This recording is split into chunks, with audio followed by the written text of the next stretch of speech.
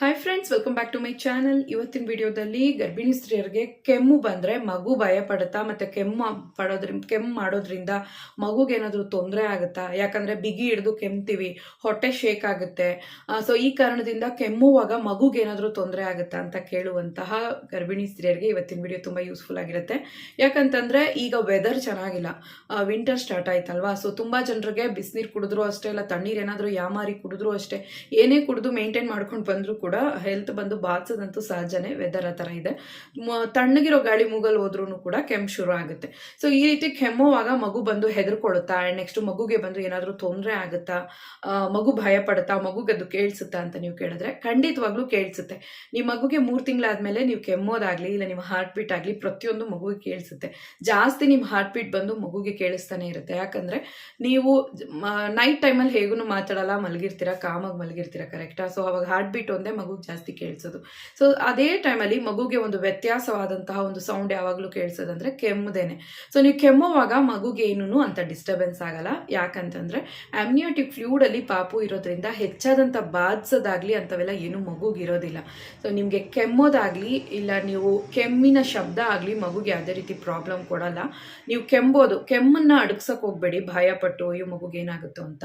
ಮತ್ತೆ ತುಂಬಾ ಕೆಮ್ಮಿತ್ತು ಅಂದ್ರೆ ಹಾಸ್ಪಿಟ್ಲಿಗೆ ತೋರಿಸ್ಕೊಳ್ಳಿ. ಈ ಮೆಣಸಿನ ರಸ ಮತ್ತೆ ಈ ಬೆಳ್ಳುಳ್ಳಿ ಇಂಥವೆಲ್ಲ ಊಟದಲ್ಲಿ ಜಾಸ್ತಿ ಸೇರಿಸ್ಕೊಳ್ಳಿ ಇಮ್ಯುನಿಟಿ ಪವರ್ ಕೊಡೋದಕ್ಕೆ.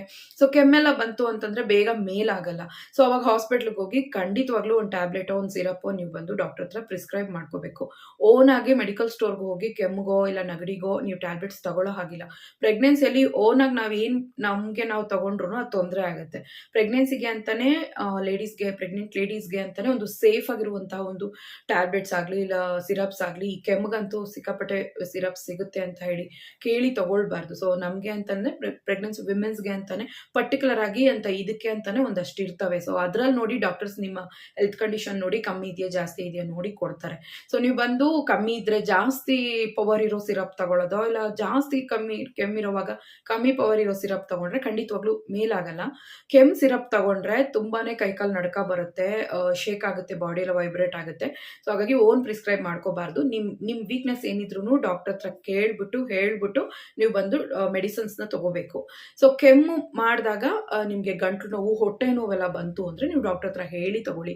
ಒಣ ಕೆಮ್ಮಿದೆಯಾ ಇಲ್ಲ ಕಫ ಕೆಮ್ಮಿದೆಯಾ ಇದನ್ನೆಲ್ಲ ಕೇಳಿ ತಗೊಳ್ಳಿ. ಇಷ್ಟು ದಿವಸದಿಂದ ಕೆಮ್ಮಿದೆ ಅಂತ ಕೂಡ ಹೇಳಿ ತಗೊಳ್ಳಿ. ಸೊ ಇದರಿಂದ ನಿಮ್ಮ ಮಗುಗೆ ಒಂದು ಡ್ರಾಪ್ ಕೂಡ ಪ್ರಾಬ್ಲಮ್ ಇಲ್ಲ. ಧೈರ್ಯವಾಗಿ ಕೆಮ್ಮಿ. ಕೆಲವ್ರು ಬಂದು ನಾನು ಕೆಮ್ಮೋದಕ್ಕೆ ಭಯ ಆಗುತ್ತೆ, ಮಗುಗೆ ಏನು ಪ್ರಾಬ್ಲಮ್ ಆಗುತ್ತೋ ಅನ್ನೋ ಥರ ಎಲ್ಲ ಕಮೆಂಟ್ ಮಾಡ್ತೀರಾ. ಖಂಡಿತವಾಗ್ಲೂ ಪಾಪುಗೆ ಏನೂ ಆಗಲ್ಲ. ನೀವು ಆರಾಮಾಗಿ ಟೆನ್ಷನ್ ಫ್ರೀ ಆಗಿರಿ.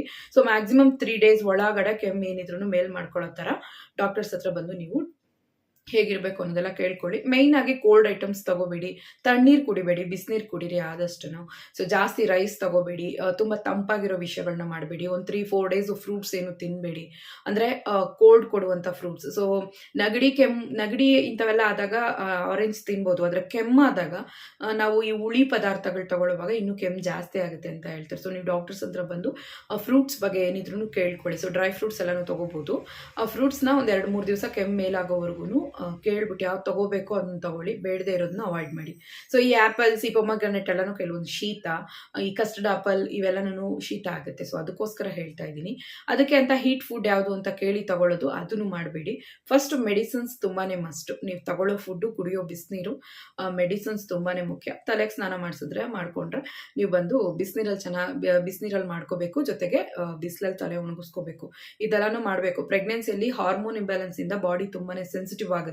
ಹಾಗಾಗಿ ಒಂದು ಸ್ವಲ್ಪ ಏನಾದರೂ ನೆಗಡಿ ಕೆಮ್ಮು ಬಂತು ಅಂದ್ರೂ ಜಾಸ್ತಿ ಆಗುತ್ತೆ, ಬೇಗ ಮೇಲಾಗಲ್ಲ. ಸೊ ಇಂಥವೆಲ್ಲನೂ ಆಗುತ್ತೆ.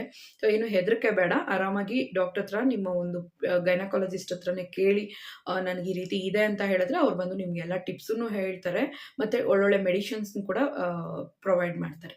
ಓಕೆ ಫ್ರೆಂಡ್ಸ್, ಇವತ್ತಿನ ವಿಡಿಯೋ ಖಂಡಿತವಾಗ್ಲೂ ನಿಮ್ಗೆ ಯೂಸ್ಫುಲ್ ಆಗಿರುತ್ತೆ. ಆ್ಯಂಡ್ ನೆಕ್ಸ್ಟ್ ಬಂದು ಕೆಮ್ಮಿಂದ ಯಾವುದೇ ಕಾರಣಕ್ಕೂ ಮಗುಗೆ ಏನೂ ತೊಂದರೆ ಆಗಲ್ಲ.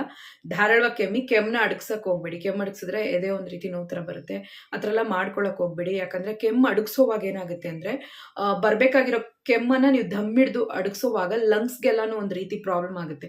ಸೊ ಆ ಥರ ಎಲ್ಲ ಮಾಡಬಾರ್ದು. ಲಂಗ್ಸ್ ಒಂದು ರೀತಿ ಫ್ರೀಡಮ್ ಕೊಡದೇ ಇರೋ ಥರ ಆಗುತ್ತೆ. ಸೊ ಅದು ಪಾಟ್ಗೆ ಅದನ್ನು ನ್ಯಾಚುರಲ್ ಆಗಿ ಇರಕ್ಕೆ ಬಿಡಿ. ಆ ರೀತಿ ಕೆಮ್ಮು ಬರ್ತಾನೆ ಇತ್ತು ಅಂದರೆ ಇಮಿಡಿಯೇಟಾಗಿ ಹಾಸ್ಪಿಟ್ಲಿಗೂ ತೋರಿಸ್ಕೊಳ್ಳಿ. ಈ ವಿಡಿಯೋ ಖಂಡಿತವಾಗ್ಲೂ ನಿಮ್ಗೆ ಯೂಸ್ಫುಲ್ ಆಗಿರುತ್ತೆ ಅಂತ ಅನ್ಕೊಳ್ತೀನಿ. ಬಾಣಂತನಕ್ಕೂ ಚಾನಲ್ ಇದೆ ಆ್ಯಂಡ್ ನೆಕ್ಸ್ಟ್ ಬ್ಲಾಗ್ ಚಾನಲ್ ಇದೆ.